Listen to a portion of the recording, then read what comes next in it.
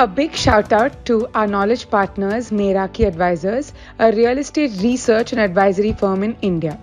Hey guys, welcome to the RealtyLife podcast on Upstream Life. I'm Swarnima Bhavadeep, the host and founder of this podcast. Today our guest is Ms. Soumya Reddy, the Director of Marketing from Cyvane Group.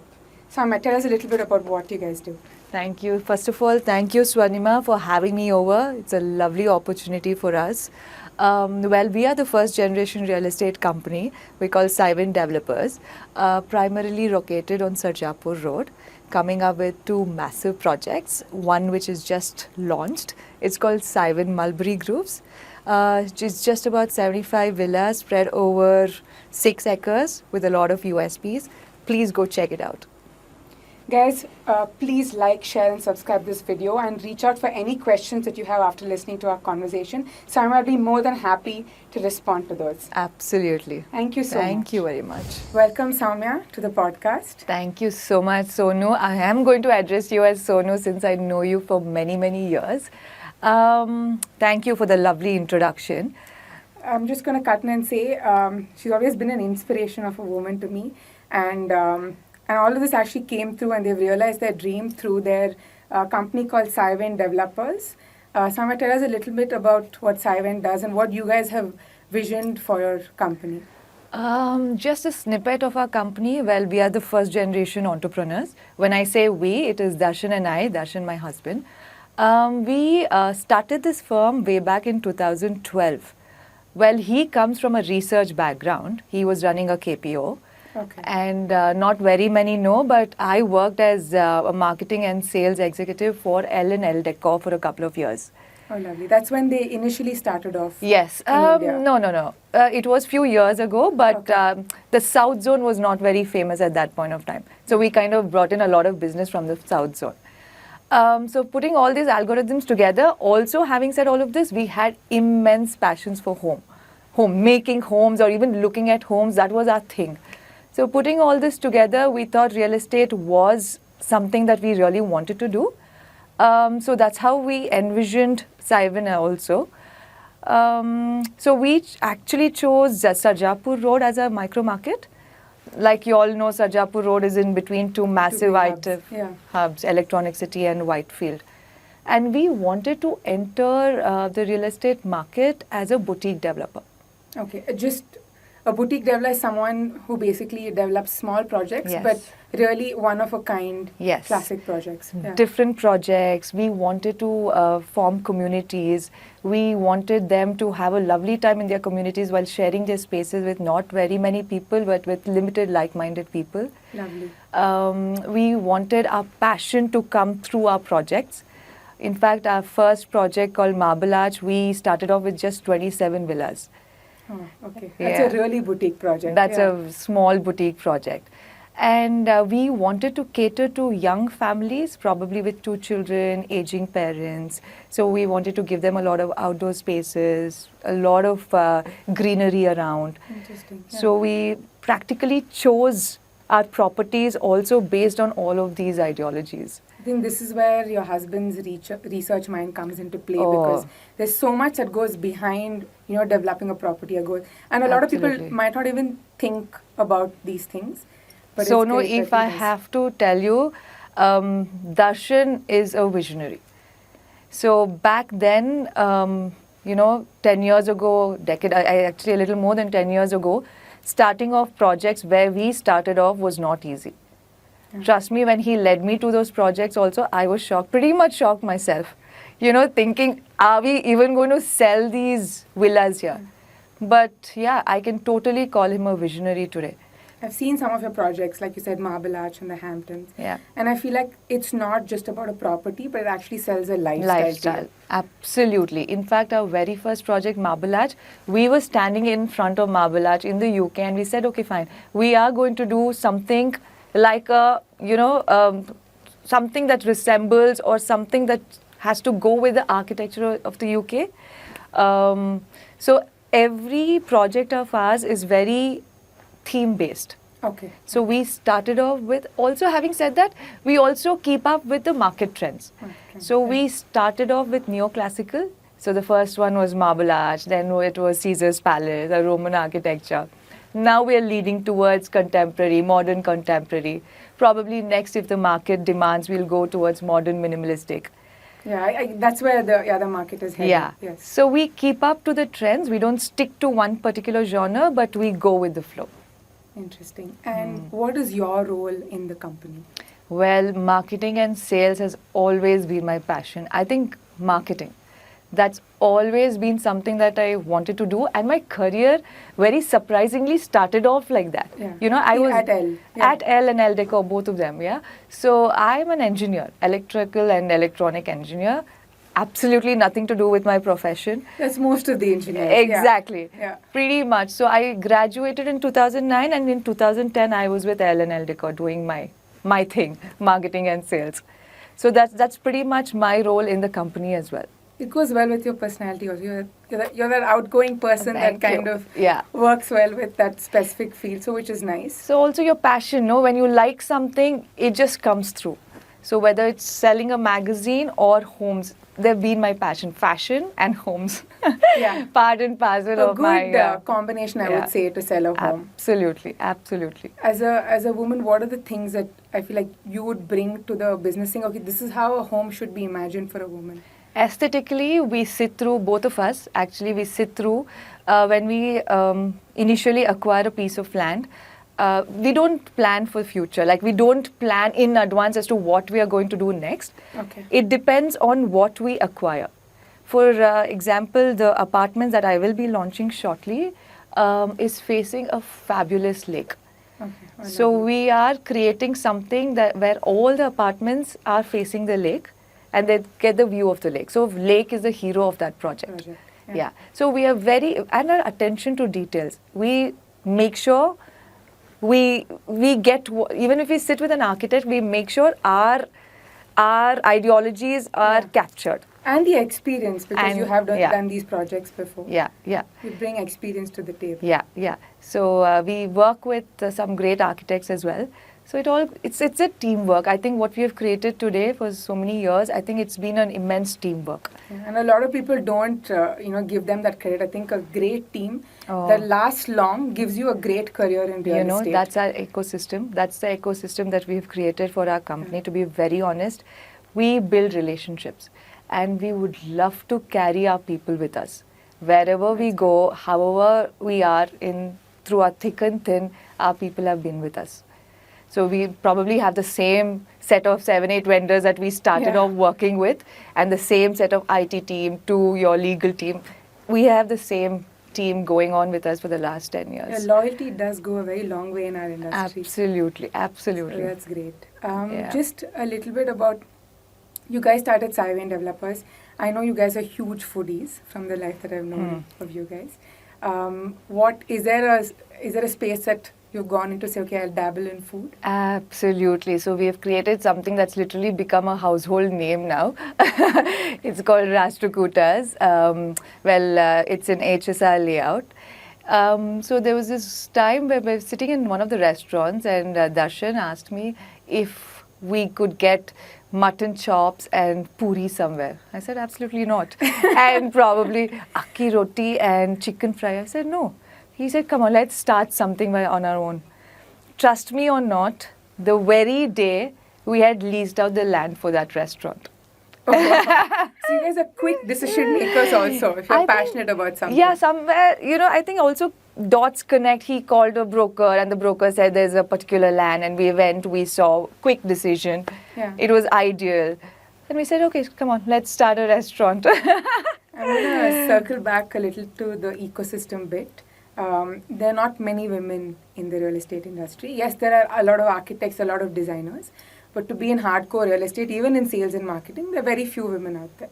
What are the kind of challenges or hardships you had when you first entered the industry, or even now actually? I'll tell you what, when it comes down to marketing and sales, which is probably the last step in the real estate market, right? So you start off with acquisitions and your licensing work, your paperwork, and your sanctions, and then comes marketing and sales. So I don't go through as much as Darshan does, because it is not really easy to get a land to the marketable stage. True. But since our company is small and it's just the both of us running, I am an integral part of it.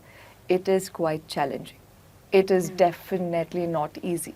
Especially, I think, in the licensing bit, if a woman has to enter a government office to get anything done, heads turn. Exactly. So, you know what? I have a very encouraging husband. So, he tags me along for all the meetings, including the landowner meetings to the licensing meetings, to the government offices. So, I've been very fortunate to be able to actually get myself exposed to all these things. It's been a lovely experience. Like I said, my role in the company primarily is marketing and sales. So I still sit in my AC cabin and still work on it. Yeah. But since I'm a part of it from day one of our land acquisition, I have seen it, and it's not easy. But the accomplishment that you get after doing all of this and your product is in front of your eyes, it is something else. It's very satisfactory, I must say. Absolutely satisfying. Considering that your husband's been so supportive, I know you're a mother of two lovely kids. How do you balance it out? How do you do the balancing act between being a budding entrepreneur and being a mom to two kids who are also in that age, where they really need their mom to be there for most things? Trust me or not, both of us are hands-on parents. I have to give it to Darshan as well. He is a hands-on dad. In fact, I think he doesn't like me sitting at home even for a day. So having said that, we always wanted kids. In fact, it is so touching that we got our first check the day Aryan was born. Good luck charm, I must say, he was an absolute charm. So the first check we got, and we actually put it in his cradle.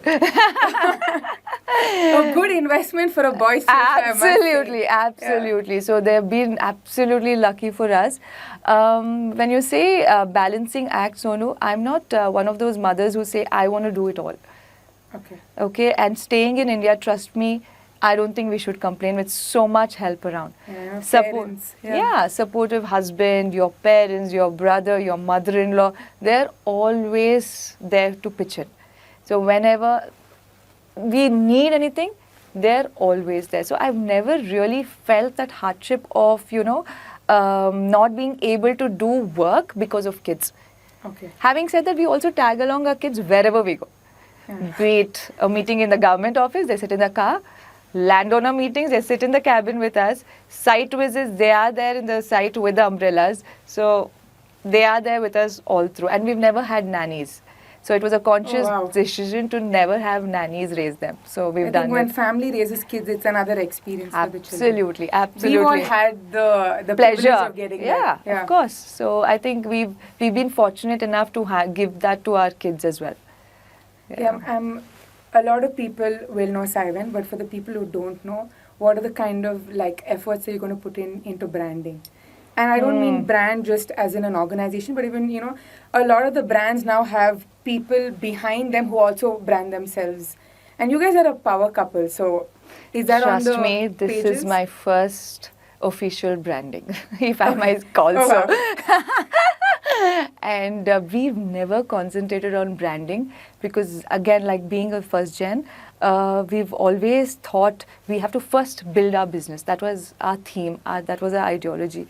Branding never really came into our minds till very lately.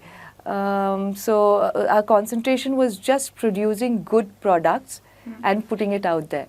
So like I said, in the micro markets at Jaipur Road, we've made a name for ourselves.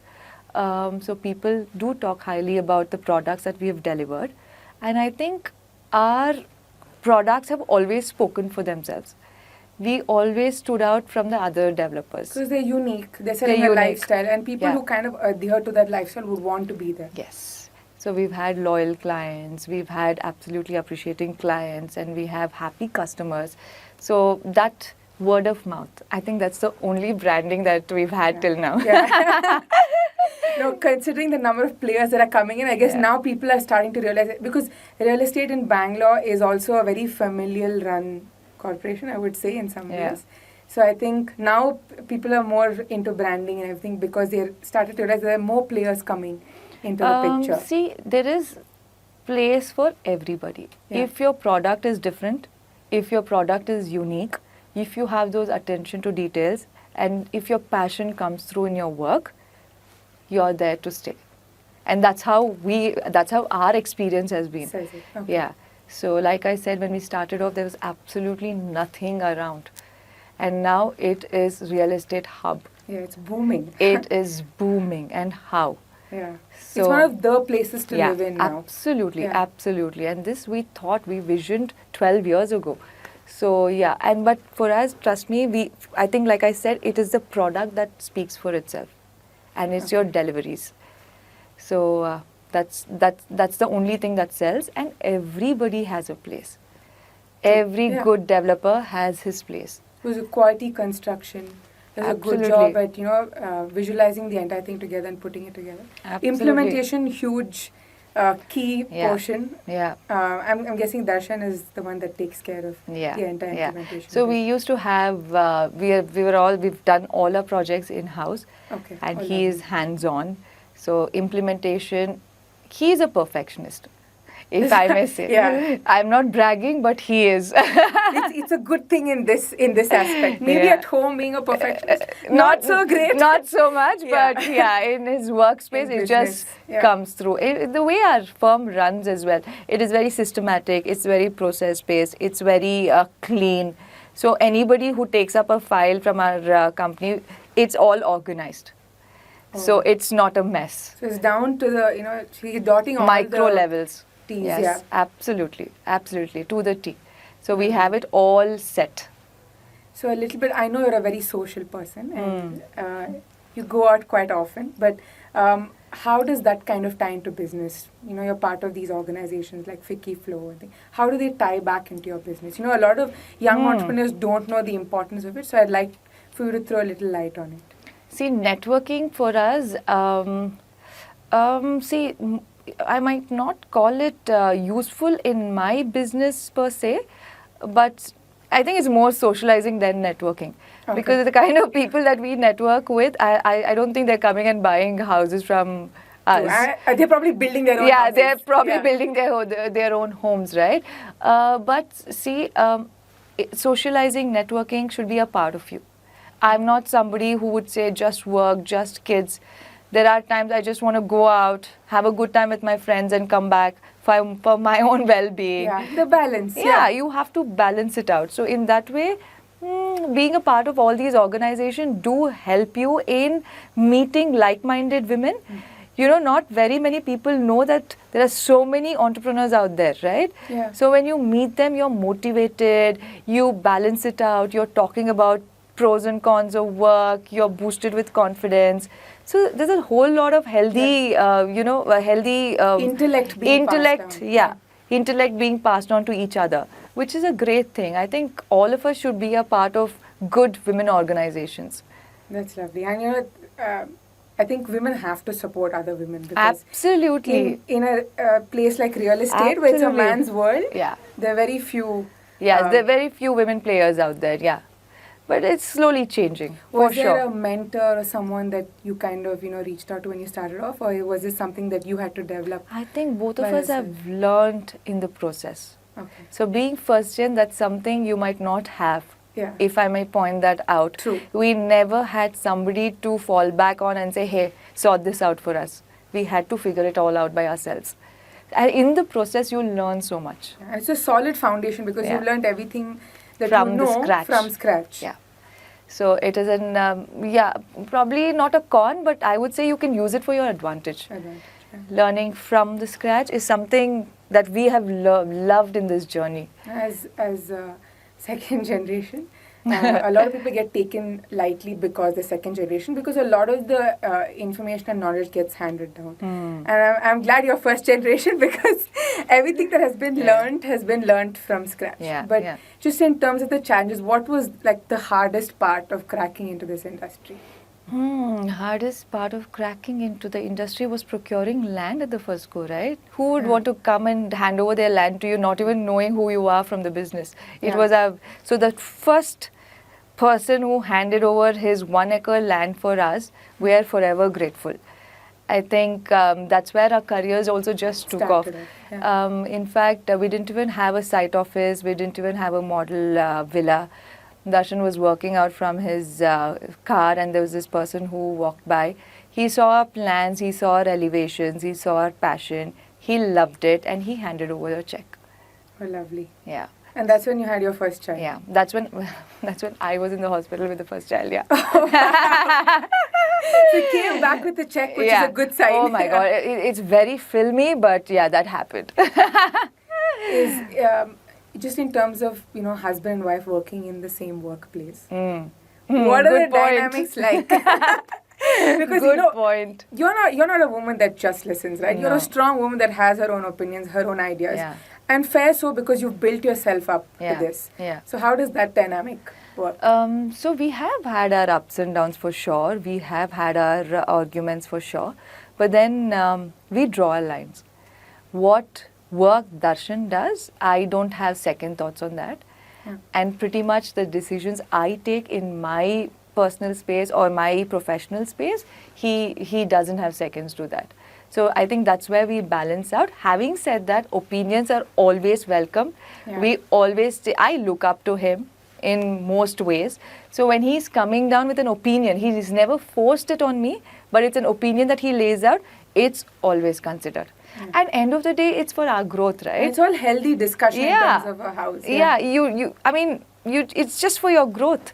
So there's nothing wrong in accepting when you're wrong. There's nothing. It's both ways. Yeah. It goes both ways. Luckily, I've had a husband who accepts when he's wrong. True. I must say, one of the few younger couples that I'd say who's gotten this dynamic fixed. Yeah, They said, okay, this is where I draw my line and say, yeah. work. Yeah, That's so lovely. it's been a learning process. It just didn't happen overnight. It's been happening for the last 12 years. We're still learning, we're still progressing. So I think it's forever a learning process that we, draw out inspiration, we draw out opinions from each other, we respect the opinions. I think that's where the younger generation lack, to eat True. towards each Yeah. other, respecting opinions, which is so important. That's lovely. The other really large portion of you that really inspires me is your addiction to fitness. I'm calling it an addiction because It is.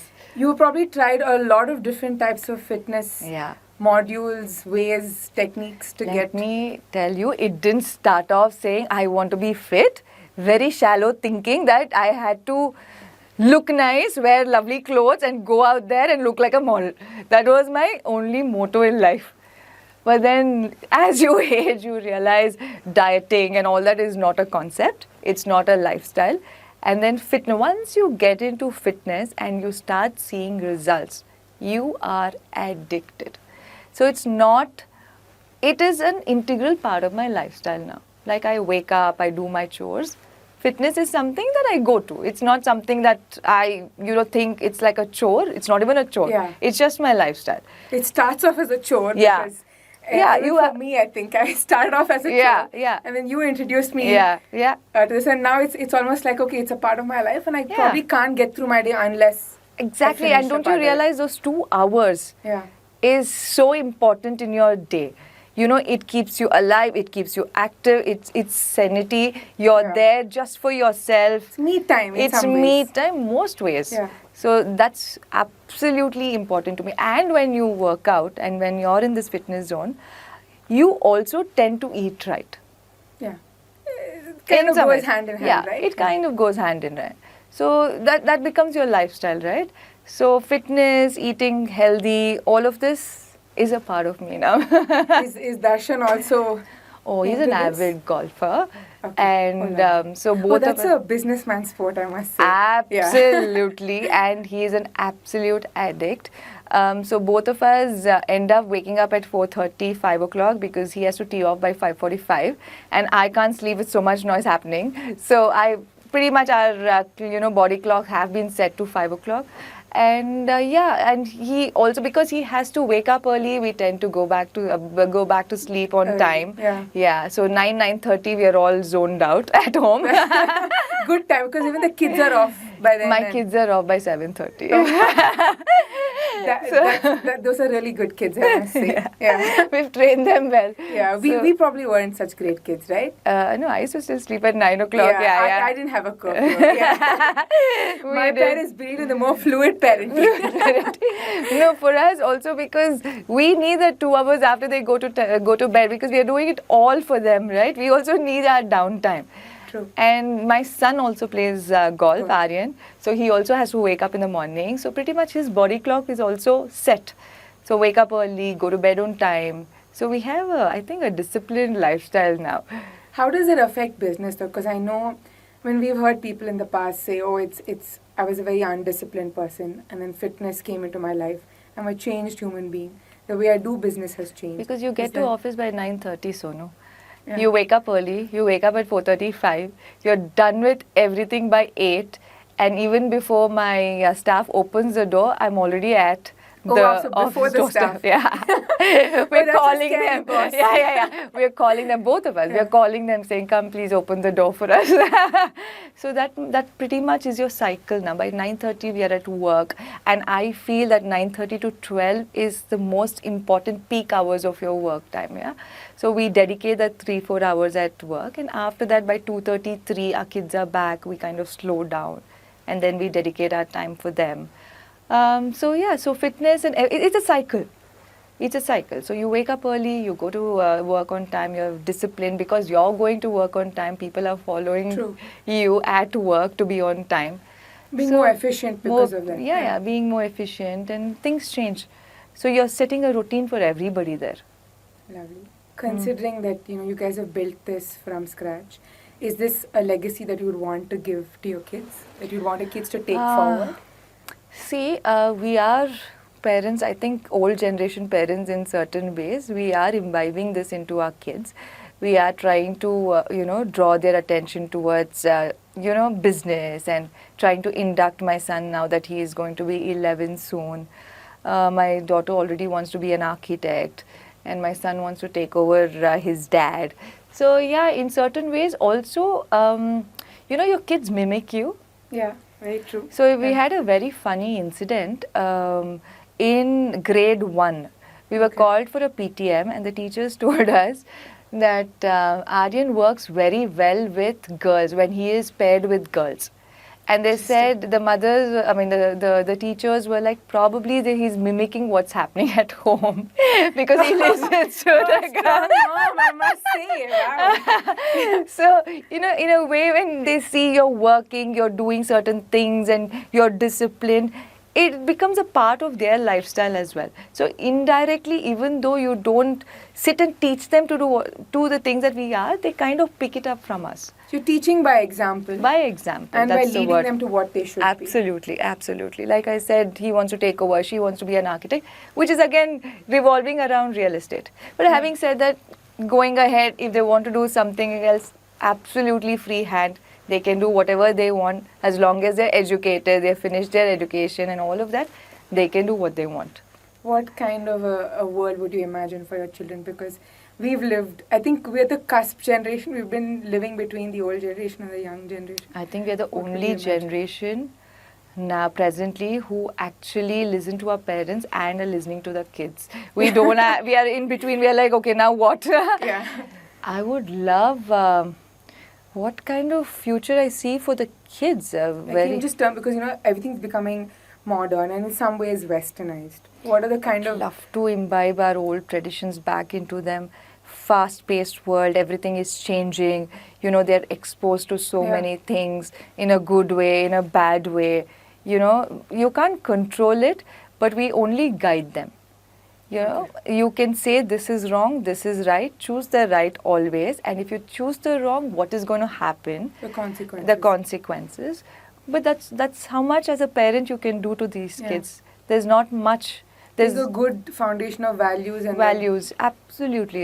And trust me, we as parents want to imbibe ambition in our kids. I think ambition and values, that's so important because I think the future generation or the generation after us is kind of lacking that somewhere. The we have a zest. chat GPT doing their projects now. See, So AI building is ambition would be a everywhere. hard thing. Imagine, Yeah. imagine. So that zest, the zeal, the ambition to do things, the passion, I don't see it in the next generation. You know, they're like, ha, you're taken care of. They know they are taken care of. But that's something we're trying to imbibe in our kids. I don't know how much we'll succeed. But as parents, it's our, a main thing to kind of give in those values to the kids. So Soumya, you said you're very active in the marketing and sales role. You're based off your projects, your target audience is very niche. Correct. So how do you get to your end consumer? How do you reach out? So that's something that we have to keep updating ourselves. So I can't stick to what I did probably 12 years ago to what it is right now, right? So 12 years ago, we used offline channels, we used newspapers, probably some portals, hoardings. Yeah, and you said even word of mouth after Word your first of project. mouth. Yeah, that was what was working back then. But now it's all virtual, it's all online with your AI coming into picture. So we've all gone digital, and with a strong digital marketing team, I think that's pretty much what we are doing right now. So in fact, for my project that's coming up next, we have virtually built the whole project to an extent where the customer can actually walk into their villa and get a view of their balcony. Standing from their balcony, they can actually see the view of the project. So technology has truly arrived in the company. Absolutely. So somebody walks into our office, they can see what they're going to receive in the next 3 years. So it's all built virtually. And you live through the project. So yeah, technology is out there for you. So now it's all online. I don't do any other kind of marketing. That's lovely. What is this new project called? It's called Sivan Mulberry Groves. We are coming up with exclusive 75 villas spread over 6 acres. Again, our genre. This is the boutique development. lake-facing property. So luckily, both the projects that I'm talking about, so one is Sivan Mulberry Groves and the other one is Sivan Six Senses. Both of them are lake facing. Oh wow. Yeah. So one is a villa rare development. thing in Bangalore now. Absolutely, I think we've been lucky. Like again, like I said, we choose the land, right, that we want to do. We've been extremely lucky, and yeah, the lake is the hero of both the projects. That's And lovely. coming back to Mulberry Groves, 75 villas spread over 6 acres. We stick to our boutique development. We have a 15,000 square feet of massive clubhouse. And we've introduced pickleball for the first time now, Wow. which is a cross between squash and tennis. I've seen this in a few new projects now. Yeah. The industry is changing so much, like you said, with technology and things. And I think one of the key aspects that everyone's talking about is transparency. With RERA coming in, how has it changed how you conduct business? So with RERA coming in, I'll tell you, a lot of legit builders have stuck on. So if your project is out there for people to take without any any kind of drawbacks in it, liabilities in it, in some ways, you're out there to sell. So it's made more, the clients are more, confident in your product once you receive, and we can only advertise or market the project once we receive the RERA number. So things have become very... it builds a certain sense of trust, saying, okay, I'm in good hands if they've got all of these approvals. Of course. So yeah, it is a huge bonus to the real estate firm. What is the experience that people would expect when they come to see a Sivan property? What is the procedure of you taking them around the property, or what should people expect? So when they come in, like I said, we are out there. We have attention to details. So when I say attention to details, for example, if I take up Sivan Mulberry Groups, we've kind of gotten materials from different parts of the world. So we have fluted panels coming in all the way from Poland. We have brick cladding from Vietnam. We've used the best Italian marble. And when you walk in to our office, so we've also created this, experience center, where we've displayed or used all the materials that we are going to use in the villa for the client to touch and feel. So you walk in, you exactly know what you're getting into, and I've built it all virtually now. So you can literally see the end result of how it would look. Yeah, in a couple of years. All of these projects speak and scream a lot about class and fashion. Is fashion something that you're Absolutely interested in? Yeah. So I say it's very shallow again, but I say this thing: my justification of working is shopping. So Not a lot of women dare say that, but I'm glad you said it. I'm just being raw there, yeah. So fashion is a part of me, and it has to come through in certain ways, and yeah. And through your projects, because And through my design, project, fashion, all go hand in aesthetics, hand. absolutely, in the kind of products we use, it's very classy. Do you ever think you'll go into a space where you can start off a fashion-led project, or maybe a startup that goes into that space? It's been on my mind Okay, oh lovely. for the longest time. So let me first complete these two next huge projects. Probably after that, yeah, probably. It's always been on my mind, so probably yes. and I look forward to it, because if it's something that I can buy and wear, Absolutely, it I know is going to be it'll- affordable luxury. that's lovely. You said luxury, and I know that's the kind of projects that you guys do, but what do you see for the future for Saivan in the future? Going ahead, so we've always concentrated on residential real estate. I think going ahead, we are consciously stepping into commercial real estate. Okay. Not completely letting go of this, but we're going to be on both verticals now. Is it for the fact that that's a really great investment option because So, it's commercial real estate? Or- Commercial, yes. So commercial real estate for as a personal asset. I'm not going to Okay. be selling those spaces. I think we are going more towards retaining those commercial spaces. Lovely. So I think that's the future for Saivan. Are you someone who has the mindset of saying, okay, I will work till this age and then Retire? and have the life I think that that's pretty much everybody's dream, to retire at certain in our age. generation, yes. But trust me, Yeah. it doesn't happen. You're addicted to your work. Yeah. So you might take time off, you might, do the things that you want to do, which we are already doing. Like Darshan plays golf. That's his passion. He takes time off, Yeah. There are days he might not turn up in office. He's playing his golf through the day.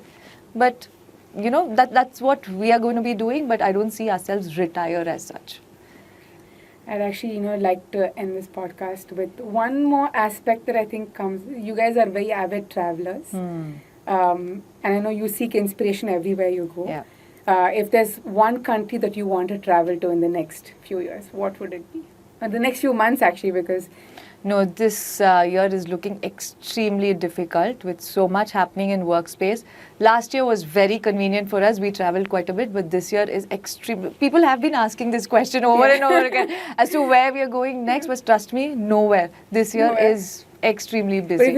if like a destination, like a thing that you want to cover in love the next few Paris. years, you love Paris. I can go back to that place several times. That it has everything that you want, because you have fashion, you have architecture. Absolutely. I think design. Europe as such is our place. So any given point of time, if we can take off time, we would love to go back to Europe and That's explore. Yeah, with the kids. With the kids. That must be a different experience, right? You're traveling with kids and It's so much fun. you're probably the only it's parent so who said much that. fun. But yeah. Probably we've been traveling with them from day one, so it Yeah. is so much fun. They're part of you now, and my kids are grown up, so They're also curious. They look at Yeah, things differently. It yeah. adds to how you Absolutely, travel. absolutely. Not that we don't take time off. We do leave them behind once in a while, but we love to travel with them. Thank you very much, and hopefully we'll have you back on the podcast very soon. Absolutely. So no, I Plus Darshan, of loved course. it. Yeah. Please, we Yeah. can tag him along anytime. Yeah. It was my pleasure being here. I've had a ball. It was really fun. Thank you so much, and Thank you hopefully so we'll much see you for having me. out of this in the gym. Tomorrow. Yeah, tomorrow. Yes. We have a partner workout. Yeah. Remember. Yeah, I signed up for this. I remember. Thank you. Thank you Thank you. so much.